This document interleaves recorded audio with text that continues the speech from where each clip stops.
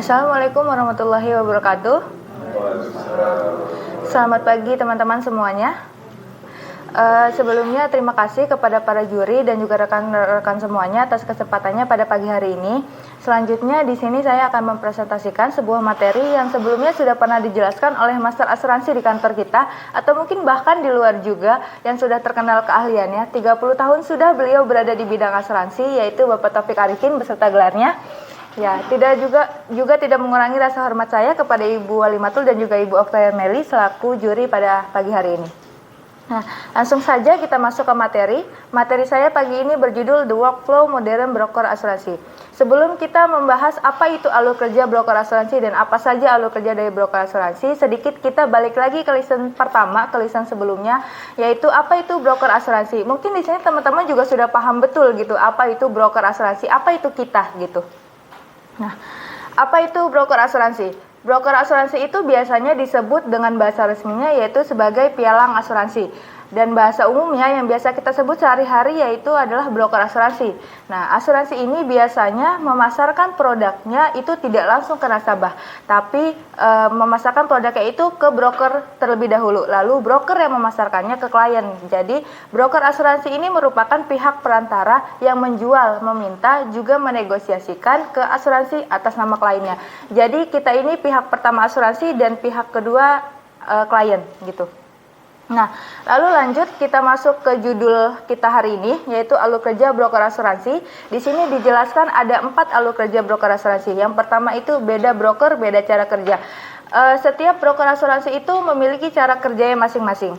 Setiap asuransi itu memiliki sistemnya masing-masing. Mungkin peraturan dari otoritas jasa keuangan atau peraturan dari undang-undang itu kita sama semua gitu. Tapi di dalam cara kerjanya, di dalam sistemnya itu dari setiap perusahaan broker asuransi itu memiliki cara kerjanya masing-masing gitu. Nah, lalu yang kedua di sini tergantung pada berbagai faktor, pengetahuan, pengalaman, lingkungan, juga peraturan. Selain dari cara kerjanya, itu terpengaruh juga dengan 4 faktor ini, pengetahuan, pengalaman, lingkungan, dan juga peraturan. Semakin banyaknya pengetahuan, semakin banyaknya pengalaman, semakin bagus juga cara pandang dari perusahaan broker asuransi, semakin baik juga cara sistemnya di perusahaan broker asuransi. Nah, lanjut yang ketiga yaitu sikap terhadap cara penjualan asuransi. Bagaimana sikap kita menjual produk kita ke klien? Kenapa kadang kita sendiri pun ketika kita didatangkan oleh sales atau ketika kita didatangkan oleh marketing dan sikapnya mungkin bisa dibilang kurang baik atau tidak meyakinkan atas produk yang dia tawarkan ke kita, kita pun sendiri mungkin risih gitu. Kita pun sendiri juga tidak yakin atau langsung menolaknya gitu. Jadi sikap terhadap penjualan asuransi ini menjadi salah satu yang perlu diperhatikan juga, menjadi salah satu inti dari alur kerja broker asuransi karena kita ini jasa perantara yang langsung memasarkan produk asuransi ke klien gitu. Nah, lalu yang keempat adalah kualitas sebuah broker asuransi ini tercermin dari alur kerja yang mereka lakukan dari cara mendapatkan klien sampai pada penyelesaian klaim. Mungkin bisa dibilang ketika kita meng-cover sesuatu itu tidak terjadi apa-apa, tidak terjadi klaim, kita hanya menjual kertas gitu. Tapi ketika ada sesuatu klaim, kita menjual bukti gitu, kita menjual identitas perusahaan gitu. Bagaimana caranya kita menyelesaikan klaim itu secara baik, secara cepat gitu dan memuaskan klien gitu. Karena tujuannya adalah kita meng-cover sesuatu dan ketika terjadi apa-apa itu bisa di-cover gitu, itu bisa tergantikan gitu. Nah, lanjut, apa itu alur kerja dari broker asuransi yang tadi sudah kita sebutkan? Itu adalah urutan pekerjaan yang telah ditentukan sebelumnya untuk menguraikan setiap langkah aktivitas sehari-hari, untuk menganalisa, untuk mencatat, untuk melacak, dan juga memperkirakan bisnis kita tentang produktivitas karyawan, kebijakan, juga manajemen penjualan, sampai bagaimana kepuasan pelanggan. Nah, di sini ada apa proses inti sebuah perusahaan asuransi. Pertama yaitu ada prospek new client atau marketing. Itu bagaimana marketing mengelola klien, bagaimana marketing itu memanajemenkan klien baru gitu. Bagaimana kita mendapatkan klien-klien baru untuk masuk ke kita gitu. Lanjut ke manajemen polis. Ini penting juga dari memanajemen polis kan dari form application sampai placing sampai pembayaran premi. bagaimana kita kolektif premi itu seperti apa gitu.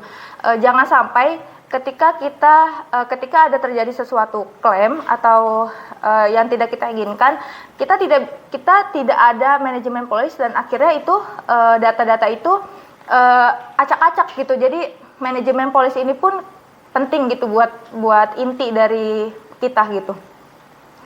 Terus lanjut yang kedua itu ada maintenance pelanggan, bagaimana kita memaintain klien agar klien tidak kecewa dengan kita, agar klien tidak kabur dari kita gitu.